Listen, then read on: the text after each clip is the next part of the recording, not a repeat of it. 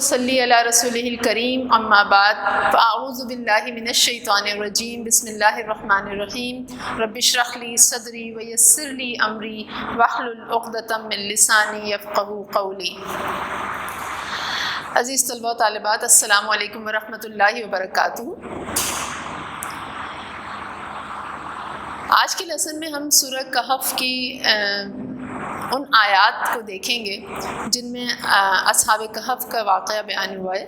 ان میں سے کچھ آیات ہم لیں گے، اور اس سے پہلے اس سورت کے شان نزول کو دیکھ لیتے ہیں کہ اس سورت کے شان نزول میں ایک واقعہ آتا ہے کہ اور ابن عباس نے اسے روایت کیا ہے۔ ابن عباس کی روایت سے یہ نقل کیا گیا ہے کہ جب نبی کریم صلی اللہ علیہ وسلم کی نبوت کا چرچا ہوا اور قریش مکہ اس سے پریشان ہوئے آپ صلی اللہ علیہ وسلم کے اس اور لوگوں کے اسلام قبول کرنے آپ صلی اللہ علیہ وسلم کے اس چرچے سے، تو انہوں نے اپنے سرداروں کو مدینہ کے علماء و یہود کے پاس بھیجا کہ آپ اہل کتاب ہیں اور آپ لوگ محمد صلی اللہ علیہ وسلم کے بارے میں کیا کہتے ہیں، آپ کا کیا خیال ہے، اور تورات اور زبور میں آخری آنے والے نبی کی کیا علامات بیان ہوئی ہیں۔ یہود علماء نے بھی کہا کہ آپ لوگ محمد صلی اللہ علیہ وسلم سے 3 سوالات کریں، اگر انہوں نے ان کے درست جواب دے دیے تو آپ صلی اللہ علیہ وسلم واقعی اللہ کے نبی اور رسول ہیں۔ اچھا، وہ 3 سوالات کیا تھے؟ پہلا سوال، ان 10 نوجوانوں کا حال دریافت کرو جو قدیم زمانے میں اپنے شہر سے نکل گئے تھے کہ ان کا واقعہ کیا ہے، کیونکہ یہ عجیب واقعہ تھا جس کے بارے میں اہل مکہ نہ جانتے تھے۔ دوسرا سوال، اس شخص کا حال پوچھو جس نے دنیا کے مشرق و مغرب اور تمام زمین کا سفر کیا، اشارہ تھا ذوالقرنین کی طرف۔ اور تیسرا سوال، روح کی حقیقت کیا ہے، یہ سوال تھا۔ تو کفار مکہ نبی صلی اللہ علیہ وسلم کی خدمت میں حاضر ہوئے اور یہ سوالات کیے۔ آپ صلی اللہ علیہ وسلم نے فرمایا کہ ان کے جوابات کل دوں گا۔ اس وقت آپ صلی اللہ علیہ وسلم انشاءاللہ کہنا بھول گئے اور 15 دن تک وحی نازل نہیں ہوئی اور نہ ان باتوں کا جواب معلوم ہوا۔ اس دوران آپ صلی اللہ علیہ وسلم کے مخالفین کو باتیں بنانے کا موقع مل گیا۔ دوسری طرف آپ صلی اللہ علیہ وسلم پریشان تھے، کیونکہ آپ صلی اللہ علیہ وسلم کو یقین تھا کہ اللہ تعالیٰ غیب سے آپ صلی اللہ علیہ وسلم کی مدد ضرور فرمائے گا۔ جب وحی نازل ہوئی تو اس سورہ میں سوالوں کے جواب تفصیل سے دیے گئے، جبکہ روح کے بارے میں تفصیل نہ تھی، اور ساتھ ہی تلقین کی گئی کہ آئندہ وہ وعدہ کرتے وقت انشاءاللہ ضرور کہنا چاہیے، یعنی آئندہ جو بھی وعدہ کیا جائے اس کے لیے پھر انشاءاللہ کہنا چاہیے۔ روح کی حقیقت کے بارے میں جواب سورہ بنی اسرائیل آیت نمبر 85 میں دیا گیا۔ یہاں اس کا جواب دینا اللہ سبحانہ و تعالیٰ نے ضروری نہ سمجھا۔ تو آج ہم جو پہلا سوال تھا اصحاب کہف کے حوالے سے جو پوچھا گیا تھا نبی صلی اللہ علیہ وسلم سے، اس کو ہم دیکھیں گے، اور اس حوالے سے ہم دیکھیں گے کہ کون تھے اصحاب کہف اور ان کے ساتھ کیا معاملہ کیا گیا۔ عربی زبان میں کہف غار کو کہتے ہیں، اس لیے اصحاب کہف سے مراد غار والے لوگ ہیں۔ اصحاب کہف شرک اور بت پرستی کے دور میں اللہ تعالیٰ اور آخرت پر ایمان لانے والے اور چند نوجوان تھے۔ جب اس وقت کے ظالم بادشاہ نے ان نوجوانوں کو بت پرستی پر مجبور کیا اور دھمکی دی کہ اگر انہوں نے ایسا نہ کیا تو انہیں قتل کر دیا جائے گا، تو انہوں نے اپنے دین کی حفاظت کے لیے آبادی سے دور ایک کشادہ غار میں اللہ تعالیٰ کی پناہ حاصل کی۔ اللہ تعالیٰ نے انہیں اس غار میں تقریباً 300 سال تک سلا کر رکھا اور ان کی خاص حفاظت فرمائی اور انہیں لوگوں کے لیے ایک نشانی بنا دیا۔ تو یہ اصحاب کہف تھے، غار والے لوگ، جن کا قصہ اللہ تعالیٰ نے پورا اس صورت میں بیان فرمایا ہے۔ اب دیکھتے ہیں آیت کے حوالے سے کہ یہ قصہ کیا ہے۔ ہم آیت کر کے دیکھیں گے۔ آیت نمبر 9 سے شروع ہوتا ہے۔ اللہ سبحانہ و تعالیٰ فرماتے ہیں، ام حسبت ان اصحاب الکہف والرقیم کانوا من آیاتنا عجبا، کیا سمجھا آپ نے کہ بے شک غار والے اور کتبے والے تھے وہ ہماری نشانیوں میں سے عجیب، یعنی غار اور کتبے والے جو تھے وہ ہماری نشانیوں میں سے عجیب تھے۔ غار والے تو وہی ہیں اصحاب کہف جن کا بھی ذکر ہوا، اور کتبے والوں کے متعلق 2 روایات آتی ہیں۔ علماء کا ایک گروہ یہ کہتا ہے کہ کتبے والے یہی غار والے تھے، کیونکہ ان کے نام جو تھے وہ کندہ کر کے مین شاہراہ پر ان کے لگا دیے گئے تھے کہ یہ لوگ یہ مسنگ پرسنز ہیں۔ اچھا، اس کے علاوہ کتبے والے کے بارے میں یہ کہا جاتا ہے کہ کتبے والے سے مراد وہ لوگ لوگ ہیں جو بنی اسرائیل کے وہ 3 افراد جو اپنا کام دھندہ کے لیے نکلے تھے، اور جب بارش اور طوفان کی صورت میں غار میں انہوں نے پناہ لی تھی، اور غار میں پھر غار کے منہ پر ایک پتھر بڑا سا آ گیا تھا، اس نے غار کے منہ کو بند کر دیا تھا اور وہاں سے ان کا نکلنا محال ہو گیا تھا، تو انہوں نے اللہ تعالیٰ سے دعا کی تھی اور اپنی نیکی کا واسطہ دے کر انہوں نے دعا کی تھی۔ تو جب ان تینوں نے دعا کر لی تو پھر غار کے منہ سے وہ پتھر جو ہے وہ ہٹ گیا اور یہ تینوں وہاں سے نکل آئے۔ تو کچھ علماء کا خیال ہے کہ کتبے والے وہ لوگ تھے، جبکہ کچھ کا خیال ہے کہ کتبے والے یہی اصحاب کہف تھے۔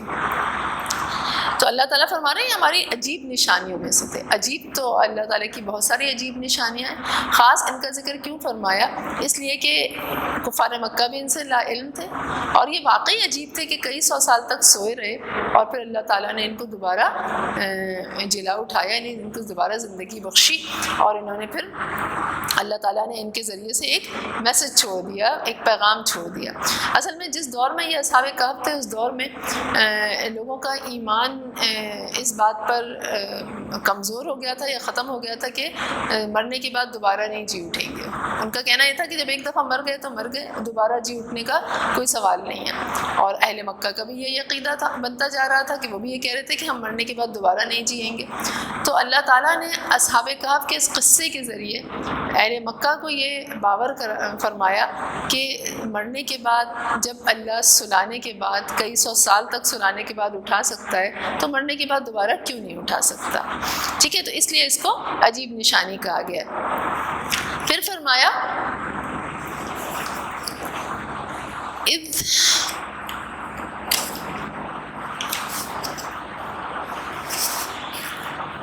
ابى الفتية الى الكهف فقالوا ربنا آتنا من لدنك رحمة وهيئ لنا من امرنا رشدا۔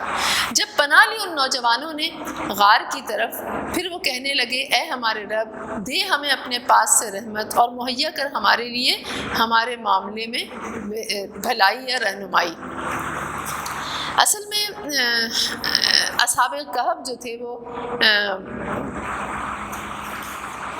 اصحاب کہف کا یہ واقعہ جو تھا رومی بادشاہ دقیانوس کے دور میں پیش آیا تھا، جب جو مشرک تھا اور اپنے مذہب پر سختی سے کاربند تھا اور لوگوں کو بھی اس مذہب پر قائم رکھنا چاہتا تھا، اس لیے دین چھوڑنے والوں کی جان کے در پہ ہو جاتا تھا۔ چند نوجوان جو پورے ملک سے جمع ہوئے تھے، ان کی تعداد 9 یا اس سے کچھ کم تھی، انہوں نے بادشاہ کے شرکیہ دین کو چھوڑ کر توحید کا راستہ اختیار کیا۔ جو ہی بادشاہ کو خبر ہوئی، اس نے انہیں دھمکیاں دی اور نئے دین کو چھوڑنے کے لیے کچھ دنوں کی مہلت بھی دے دی۔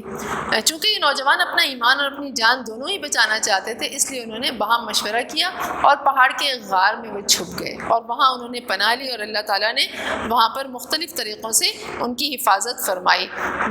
ان کو اللہ سبحانہ تعالیٰ نے ان کو سلایا، لیکن اس کے باوجود، سلانے کے باوجود، کئی 100 سال تک سلانے کے باوجود اللہ نے پھر اٹھا دیا۔ تو انہوں نے اللہ تعالیٰ سے دعا مانگی اور اللہ تعالیٰ سے فرمایا کہ اے ہمارے رب، ہمیں اپنے پاس سے رحمت دے، یعنی ہم تو سب کچھ چھوڑ آئے ہیں، اب ہمارے پاس تو کچھ بھی نہیں ہے، تیری رحمت کے ساتھ ہی ہم ہیں، اور مہیا کر ہمارے لیے ہمارے معاملے میں رہنمائی۔ اللہ تعالیٰ ہمیں رہنمائی دے کہ اب ہمیں کیا کرنا چاہیے، ہم تو ساری کشتیاں جلا آئے ہیں، اب تو ہی ہمارا رہنما ہے، تو ہی ہمیں بتائے گا کہ ہمیں کیا کرنا چاہیے۔ اور یہی وہ دعا ہے جو انسان کو ایسے وقت میں مانگنی چاہیے جب اسے کچھ سمجھ میں نہیں آئے کہ اسے کیا حکمت عملی اختیار کرنی ہے، کیا قدم اٹھانا ہے اور کس معاملے میں اس کو کیا رویہ رکھنا ہے۔ تو اس کے لیے یہ دعا پھر بتائی گئی کہ ربنا، یہ آیت نمبر 10 ہے کا حصہ ہے، ربنا آتنا من لدنک رحمۃ وہیئ لنا من امرنا رشدا۔ اے ہمارے رب، دے ہمیں اپنے پاس سے رحمت اور مہیا کر ہمارے لیے ہمارے معاملے میں رہنمائی یا بھلائی۔ پھر کیا ہوا؟ انہوں نے دعا مانگی اور اللہ تعالیٰ نے ان کی دعا کیسے قبول کی کہ فضربنا علی آذانہم فی الکہف سنین عددا، تو ڈال دیا ہم نے پردہ ان کے کانوں پر غار میں کئی سال گنتی کے، یعنی کئی سالوں تک پردہ ڈال کے رکھا۔ پردہ ڈالنے سے مراد یہ ہے کہ غافل کر دیا، اللہ تعالیٰ نے ان کو غافل کر دیا اور وہ کئی سال 100 سال تک وہ غار میں سوتے رہے۔ ثم بعثناہم لنعلم ای الحزبین احصی لما لبثوا امدا، پھر اٹھایا ہم نے انہیں تاکہ ہم جان لیں کہ کون سا دو گروہوں میں سے خوب گننے والا ہے اس کو جو وہ ٹھہرے رہے. یعنی اللہ تعالیٰ نے ایک مدت تک ان کو سلائے رکھا، کئی سو سال تک ان کو سلائے رکھا، اور سلانے کے بعد اللہ تعالیٰ نے ان کو اٹھایا تاکہ انہیں اندازہ ہو جائے کہ وہ کتنے عرصے تک سوئے رہے. اچھا، جب انہیں بیدار کیا اللہ سبحانہ و تعالیٰ نے تو وہ کیا آپس میں ان کے ڈائلاگس کیا تھے کہ ہم کتنا سوئے. ٹھیک ہے، پھر فرمایا نحن نقص علیک نبأہم بالحق انہم فتیۃ آمنوا بربہم وزدناہم ہدی. ہم بیان کرتے ہیں آپ پر خبر ان کی ساتھ حق کے، بے شک وہ چند نوجوان تھے جو ایمان لائے اپنے رب پر اور زیادہ کر دیا ہم نے انہیں ہدایت میں. یعنی وہ چند نوجوان تھے جو اللہ پر ایمان لائے تو اللہ تعالیٰ نے انہیں ان کی ہدایت میں اور اضافہ کر دیا. یعنی جو اللہ پر بھروسہ کرتا ہے، اللہ پر ایمان لاتا ہے، اللہ تعالیٰ کو اپنا رہنما بناتا ہے، تو پھر اللہ تعالیٰ اس کو ضائع نہیں ہونے دیتے، اللہ تعالیٰ اس کی قربانیوں کو ضائع نہیں ہونے دیتے اور اس کو اللہ تعالیٰ بہترین اجر دیتے ہیں. تو انہیں بھی اللہ تعالیٰ نے بہترین اجر دیا، اور اس سے بڑھ کر اجر کیا ہوگا کہ اللہ نے ان کا ذکر قرآن میں باقی رکھا. بہت بڑی بات ہے جو ان نوجوانوں کے ساتھ ہوئی، اور ہم جب قرآن پڑھتے ہیں تو ہم ان کا ذکر پڑھتے ہیں. وَرَبَطْنَا عَلَىٰ قُلُوبِهِمْ، اللہ تعالیٰ نے کس طرح ان کی رہنمائی فرمائی، اللہ تعالیٰ نے مضبوط کر دیا ان کے دلوں کو. اِذْ قَامُوا فَقَالُوا رَبُّنَا رَبُّ السَّمَاوَاتِ وَالْأَرْضِ لَن نَّدْعُوَ مِن دُونِهِ إِلَٰهًا لَقَدْ قُلْنَا إِذًا شَطَطًا.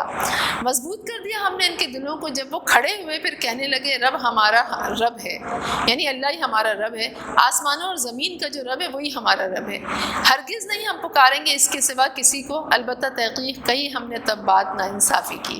یعنی جب اللہ تعالیٰ نے اللہ تعالیٰ نے ان کی رہنمائی فرمائی، اللہ تعالیٰ نے کس طرح کی، اللہ تعالیٰ فرما رہے ہیں ہم نے ان کو دل کو مضبوط کر دیا اور وہ استقامت دکھائی. انہوں نے کہا ہم اللہ کے سوا کسی کو رب نہیں مانیں گے.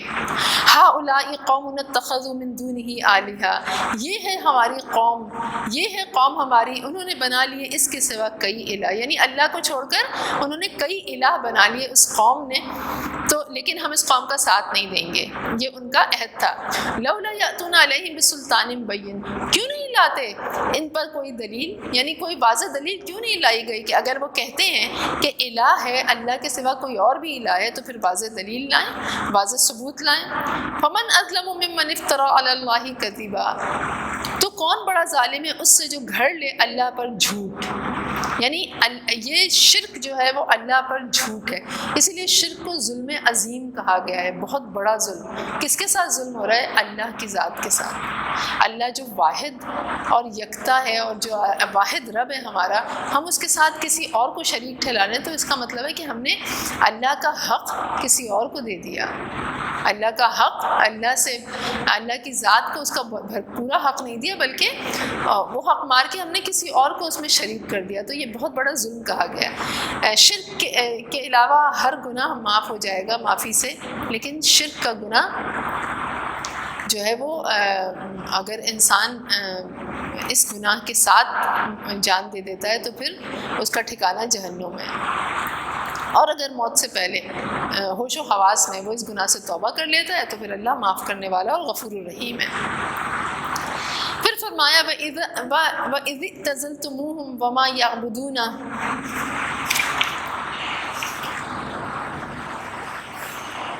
وَإِذِ اعْتَزَلْتُمُوهُمْ وَمَا يَعْبُدُونَ إِلَّا اللَّهَ فَأْوُوا إِلَى الْكَهْفِ يَنشُرْ لَكُمْ رَبُّكُمْ مِنْ رَحْمَتِهِ وَيُهَيِّئْ لَكُمْ مِنْ أَمْرِكُمْ مِرْفَقًا. انہوں نے کیا کہا؟ اور جب الگ ہو گئے تم ان سے اور جن کی وہ عبادت کرتے ہیں سوائے اللہ کے، تو پناہ لو غار کے وہ پھیلا دے گا تمہارے، تو پناہ لو طرف غار کے وہ پھیلا دے گا تمہارے لیے رب تمہارا اپنی رحمت میں سے، اور وہ مہیا کرے گا تمہارے لیے تمہارے معاملے میں سہولت یا آسانی. یعنی اللہ تعالیٰ فرما رہے ہیں کہ ان کو اللہ تعالیٰ نے ایک خاص اشارہ دیا کہ تم غار کی طرف پناہ لے لو، اللہ تعالیٰ وہاں تمہاری مدد فرمائے گا. وَتَرَى الشَّمْسَ إِذَا طَلَعَتْ تَزَاوَرُ عَنْ كَهْفِهِمْ ذَاتَ الْيَمِينِ اور جب دیکھتے سورج کو، جب وہ طلوع ہوتا تو وہ کنارہ کر جاتا ان کے غار سے ایک دائیں جانب، یعنی سورج کی روشنی بھی اللہ تعالیٰ نے چونکہ ان کو سلا دیا تھا تو سورج کی روشنی بھی جو ہے وہ ان کو پریشان نہیں کرتی تھی، وہ اٹھاتی نہیں تھی، جگاتی نہیں تھی۔ ہم دیکھیں کہ سورج کی روشنی پڑتی تو ہم جاگ جاتے ہیں نا، تو سورج بھی ان کے غار سے بچ کے نکلتا تھا، بچ کے طلوع ہوتا تھا۔ وَإِذَا غَرَبَتْ، اور جب غروب ہوتا تَقْرِضُهُمْ ذَاتَ الشِّمَالِ، وہ کترا جاتا تھا ان کے بائیں جانب سے، یعنی ان کے دائیں اور بائیں جانب سے ہو کے گزر جاتا تھا، ان کے اوپر روشنی نہیں پڑتی تھی۔ وَهُمْ فِي فَجْوَةٍ مِّنْ، اور وہ ایک کھلی جگہ میں تھے، یعنی اس غار میں وہ ایک کھلی جگہ میں سو رہے تھے۔ ذَلِكَ مِنْ آیَاتِ اللَّهِ، یہ نشانیوں میں سے ہے اللہ کی، یہ اللہ کی نشانیوں میں سے ہے کہ اللہ تعالیٰ نے ان کو کس طرح سلائے رکھا۔ مَن يَهْدِ اللَّهُ فَهُوَ الْمُهْتَدِ، جسے چاہے ہدایت دے، جسے چاہے ہدایت دے اللہ تو وہی ہدایت پانے والا ہے، یعنی اللہ تعالیٰ جس کو چاہتا ہے ہدایت دیتا ہے۔ ان نوجوانوں کو بھی ہدایت اللہ ہی کی جانب سے ملی، تو جس کو اللہ ہدایت دیتا ہے اسے ہدایت مل جاتی ہے۔ اصل میں نبی صلی اللہ علیہ وسلم کفار مکہ کی ہدایت کے لیے بہت کوشاں تھے، ہر طرح سے آپ چاہتے تھے کہ انہیں ہدایت مل جائے، لیکن وہ اپنے لیے خود ہدایت کے طلبگار نہیں تھے۔ ہدایت اس کو ملتی ہے جو ہدایت کا طلبگار ہوتا ہے، جو ہدایت کے لیے کوشش کرتا ہے۔ تو اللہ تعالیٰ فرما رہے ہیں کہ جو ہدایت چاہتا ہے اللہ اسے ہدایت دیتا ہے۔ وَمَن يُضْلِلْ فَلَن تَجِدَ لَهُ وَلِيًّا مُرْشِدًا، اور جسے وہ بھٹکا دے تو ہرگز نہیں آپ پائیں گے اس کے لیے کوئی دوست یا رہنمائی کرنے والا، یعنی جسے اللہ تعالیٰ بھٹکانا چاہے اسے کوئی ہدایت پر نہیں لا سکتا۔ اللہ تعالیٰ کس کو بھٹکانا چاہتا ہے؟ جو اپنے لیے بھٹکنا خود منتخب کرتا ہے، جو اپنے لیے گمراہی خود منتخب کرتا ہے، وہ جو خود گمراہ ہونا چاہتا ہے اللہ تعالیٰ اس کو گمراہ کر دیتا ہے، اور جو ہدایت پانا چاہتا ہے اللہ تعالیٰ اس کو کسی نہ کسی ذریعے وسیلے راستے سے ہدایت دے دیتا ہے۔ وَتَحْسَبُهُمْ أَيْقَاظًا وَهُمْ رُقُودٌ، اور آپ سمجھتے نہیں کہ، اور آپ سمجھتے انہیں کہ وہ جاگ رہے ہیں حالانکہ وہ سوئے ہوئے تھے، یعنی بظاہر ایسا لگتا تھا جیسے جاگ رہے ہیں لیکن اللہ تعالیٰ نے ان کو سلا دیا تھا۔ وَنُقَلِّبُهُمْ ذَاتَ الْيَمِينِ وَذَاتَ الشِّمَالِ، اور ہم کروٹیں بدلتے رہتے ان کی دائیں جانب اور بائیں جانب، یعنی اللہ تعالیٰ ان کو دائیں جانب اور بائیں جانب کروٹ دلاتے رہتے تھے۔ کیوں اللہ تعالیٰ ان کو کروٹ کیوں دلا رہے تھے؟ کیونکہ زمین انسانی جسم کو کھا جاتی ہے، زمین کی مٹی انسانی جسم کو کھا جاتی ہے، تو کروٹ کا دلانا اسی لیے تھا کہ ایک تو یہ کہ وہ سو رہے تھے، اور دوسرا یہ کہ وہ کروٹ بدلنے کی وجہ سے جسم مستقل مٹی کے ساتھ ان ٹچ نہیں رہے گا، اور وہ اس طرح زمین کی مٹی ان کے جسم کو نقصان نہیں پہنچائے گی۔ لَوِ اطَّلَعْتَ عَلَيْهِمْ لَوَلَّيْتَ مِنْهُمْ فِرَارًا، اگر جھانکتے آپ ان پر البتہ پیٹ پھیر لیتے آپ ان سے بھاگتے ہوئے، وَلَمُلِئْتَ مِنْهُمْ رُعْبًا، اور البتہ بھر دیے جاتے آپ ان کے روب میں، یعنی اتنا روب تھا اس ماحول میں، اللہ تعالیٰ نے اس ماحول میں ایسا روب ڈال دیا تھا کہ کوئی نظر بھر کے اس کو دیکھ نہیں سکتا تھا، ٹھیک ہے۔ اور پھر وہ جب وہاں سے نکلے تھے غار میں، جب انہوں نے پناہ لی تھی تو ایک کتا بھی ان کے ساتھ ہو لیا تھا جو غار کے منہ پر پہرا دے رہا تھا، تو اللہ تعالیٰ نے ایک روب والا ماحول وہاں پہ کریٹ کر دیا تھا تاکہ اس غار کے اندر کوئی نہ آ سکے اور ان کو کوئی جگہ نہ سکے، اٹھا نہ سکے۔ وَكَذَلِكَ بَعَثْنَاهُمْ لِيَتَسَاءَلُوا بَيْنَهُمْ قَالَ قَائِلٌ مِّنْهُمْ كَمْ لَبِثْتُمْ، اور اسی طرح اٹھایا ہم نے انہیں تاکہ وہ ایک دوسرے سے سوال کریں آپس میں، اور کہا کہ کہنے والے نے کہ ان میں سے کہ کتنا ٹھہرے تم، یعنی جب وہ جاگے ہیں، جب اللہ تعالیٰ نے ان کو جگایا ہے تو وہ ایک دوسرے سے انہوں نے سوال کیا اور کہنے لگے کہ تم کتنا ٹھہرے ہو، ہم کتنا دیر سوئے رہے۔ قالوا لبثنا یوما او بعض یوم، انہوں نے کہا ہم ٹھہرے رہے ایک دن یا کچھ دن کا حصہ، دن کا کچھ حصہ، یعنی کئی سو سال تک سونے والے جب اٹھے تو انہوں نے کہا ہم شاید دن کا کچھ حصہ سوئے رہے۔ قیامت کے دن بھی انسان جب اٹھے گا تو جو سب سے عقل مند شخص ہوگا وہ کہے گا ہم شاید ایک دن یا دن کا کچھ حصہ سوئے تھے، زندگی دنیا میں رہے تھے۔ قالوا ربکم اعلم بما لبثتم، وہ کہنے لگے رب تمہارا زیادہ جانتا ہے اسے جو ٹھہرے تم۔ فابعثوا احدکم بورقکم هذه، بس بھیجو اپنے میں سے کسی ایک کو ساتھ اپنی اس چاندی کے، یعنی جو سکہ ان کے پاس تھا اس کے، الی المدینتی طرف شہر کے، فلینظر، پھر وہ چاہیے کہ وہ دیکھے، ایھا ازکی طعاما، تو کون سا ان میں سے زیادہ پاکیزہ ہے کھاتا ہے، زیادہ پاکیزہ ہے کھانا، زیادہ پاکیزہ کھانا کھاتا ہے، فلیاتکم برزق منہ ولیتلطف ولا یشعرن بکم احدا، بس چاہیے کہ وہ لائے تمہارے پاس کھانا اس سے، اور چاہیے کہ وہ نرمی کرے اور نہ وہ ہرگز خبر دے تمہارے بارے میں کسی ایک کو، یعنی کوئی ایک جائے اور پاکیزہ کھانا لے کر آئے اور پاکیزہ کھانا ہم کھائیں، اور معاملہ کس طرح کرے، معاملہ ایسا کرے جب بازار میں جائے اور کھانا لے تو معاملہ ایسا کرے نرمی والا کہ کوئی پہچان نہ پائے کہ یہ وہی لوگ ہیں، یہ وہی اصحاب کہف ہیں، یہ وہی غار والے ہیں جو غائب ہو گئے تھے، ٹھیک ہے، یہ وہ نوجوان ہیں جو غائب ہو گئے تھے، تو کوئی پہچان نہ پائے۔ اور یہاں پر جو ایک بہت اہم بات یہاں پہ پتہ چلتی، پاکیزہ کھانے کی بات کی، تو پاکیزہ کھانا کیوں؟ اس لیے کہ پاکیزہ کھانے کے اثرات انسان کے جسم اور روح دونوں پر ہوتے ہیں، اس لیے غذا کو پاکیزہ ہونا چاہیے۔ انشاءاللہ اب نیکسٹ کلاس میں ہم مزید آگے بڑھیں گے۔ وآخر دعوانا ان الحمد للہ رب العالمین۔